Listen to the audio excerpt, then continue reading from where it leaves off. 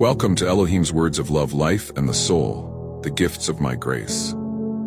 However, before you can understand this revelation with your senses, which are all too caught up in whatever your wicked worldly wisdom makes you believe, it is essential for you, children of this time, to learn what a human birth really is.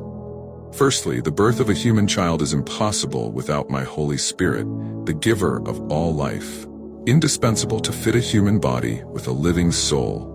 and equip it with a divine spark, through which the child alone is endowed with its quality of humanity. Or else I would never have commanded Moses to write for the Bible that man was created in my image and likeness. What man does for the birth of a child is only a secondary process, and yet it is a law of grace from my love that enables him to indirectly become a co-creator. The need for two essentially different factors to be connected in the process is another act of grace, namely that pure love, which originates from the heavens, but later was tainted by the fall, can indeed reclaim heavenly moral superiority in human intercourse, as long as the couple places a heavenly aspect in their union through their approach to and fulfillment of the act.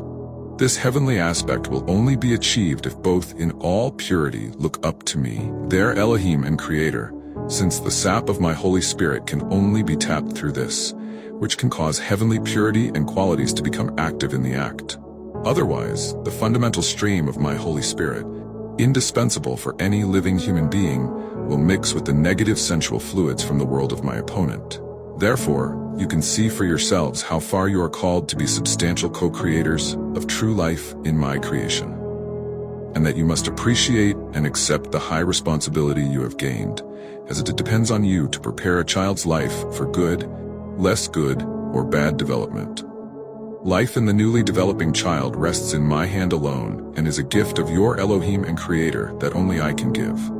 The living soul of a new human being is simultaneously a gift of my grace, but in this case, you are also involved, as it depends only on you what kind of soul I, the Master, will incarnate in the procreation process of two united parties. Consider this information very carefully and ponder it seriously in your heart. Perhaps you are now aware, O children of this earth, of the fact that in the moment of intercourse, you have already sealed the fate of a soul in a new person. Indeed, according to my holy will, just a few moments after a normal and healthy union, a soul is already given to the uniting pair, either as a gift of my grace or as a gift of my mercy. It will be a gift of my grace if the love of the partners shows even a hint of divine qualities. The greater and more wonderful the love for me, the greater and more wonderful my grace can be. It will be a gracious gift of my love when the couple has no other purpose than self-love, which always only results in one outcome, namely a stronger subjection to the unholy qualities of my opponent. And yet I, Yahweh, with my mercy, satisfy all who engage in communion in exclusive self-love, by choosing for them from the kingdom of fallen souls, a soul for a new child, that will be the most fitting measure for the degree of parental love and a test of their true progress. However, there is an exception to this, which is not random, but serves the matter of salvation. This exception is based on a heavenly aspect of sacrifice, which only a great spirit from my heavens is capable of undertaking, by entering human life to save a soul heavily burdened by debt from the unbreakable harsh law of sin and atonement, to save her from my heavens. This particular aspect will be included elsewhere in the upcoming volumes of this new Bible. At this point, it is important for you to know that you, children of man, share responsibility in the creation and development of new life on this earth, and that without my grace and mercy, no life, much less the gift of a living soul to man, would be possible. The fact that the gift of a soul through my grace occurs shortly after the intercourse of two human partners, as the careful completion of an unchangeable creation process that leads to a new human being, is not only meant to open a new perspective for you, but also to serve as an impulse to strive for my grace in pure heavenly love, thus to create a new human race, in which the light of my heavens will shine, and nothing will fall prey to the unfathomable darkness anymore. Already at this stage, it is easy to realize, just based on this initial revelation about human life, upon what devilish aspects the prevailing views on birth and life are based, which made the act of mercy of this new Bible itself necessary. Be that as it may, when through my grace you will be further introduced to the mysteries of life and hear more about the composition and complexity of the soul, you will tremble at yourselves and the burden of your responsibility for true life. You will then realize that life becomes sacred the moment you begin to look up to me, your Creator, in true pure love. At the same time, you will panic at the thought of how more or less wastefully you have lived your lives so far. With the net result that instead of living in the heavenly sphere,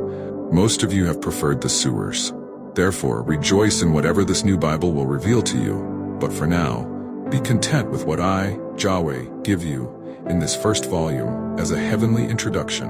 and expect great things that aim to change your life and being. Whatever you, O children of man, contribute from yourselves to the emerging life is only your will, which stems from the wonderful quality of myself, namely the complete free will, which in your case tends to go in only one direction, namely to satisfy your self-love, which before me, Elohim and Creator, who is pure love in all that he does, is nothing more than a primitive urge of self-satisfaction to do whatever flatters the selfish, pleasure-seeking soul. Even that which seems to be your own component, namely the multiplication and growth of seed for reproduction on the male side, and on the female side, the developing human fruit that forms the body for a new person, are again just gifts of my creation to you, O children of man, which are the product of a provisional, as yet unimaginable process for you, developed from endless, complementary creative findings of my wisdom. For these earthly building materials of the human body, which are formed in my own image and likeness,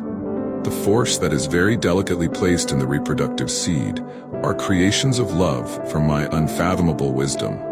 Yet they did not arise from my initial creative will, but stem from the urgent necessity to prevent your fallen spirit, which once turned away from my eternal kingdom of love, from falling into eternal death without redemption. I, Yahweh, let your estranged and hostile spirit fall through your free will to the utmost limit of salvation and return. I only intervened when your blinded spirit also squandered this possibility and was no longer open to reason. The fall of your spirit went so far that no one, but I, the Creator, could still recognize the traces of life within your spirit from myself. This was the woeful state of darkness and destiny of your blinded spirit, which once originated from me. From such a deeply fallen spirit, only building blocks without clear life consciousness could be taken for redemption and return to the former heavenly state, or at least with such a bit of life force that neither a human form-building force nor a reproductive life force could be noticed. This was the lowest degree of spiritual life force. I, the Creator, was thus led to create one of the greatest wonders, to awaken such a deeply fallen spirit to new spiritual life and arrange for its possible return to its lost heavenly homeland, which is my kingdom of eternal love, originating from the Holy Spirit of eternal perfection.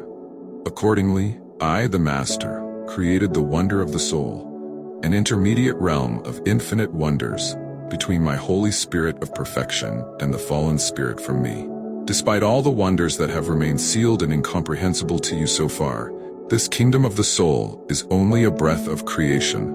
But this breath of my love had to contain an essential characteristic of my Holy Spirit, as well as the sum total of all the traits of the fallen spirit, if the latter was to have any chance of returning to its heavenly origin and not remain exposed to eternal death and its worthlessness.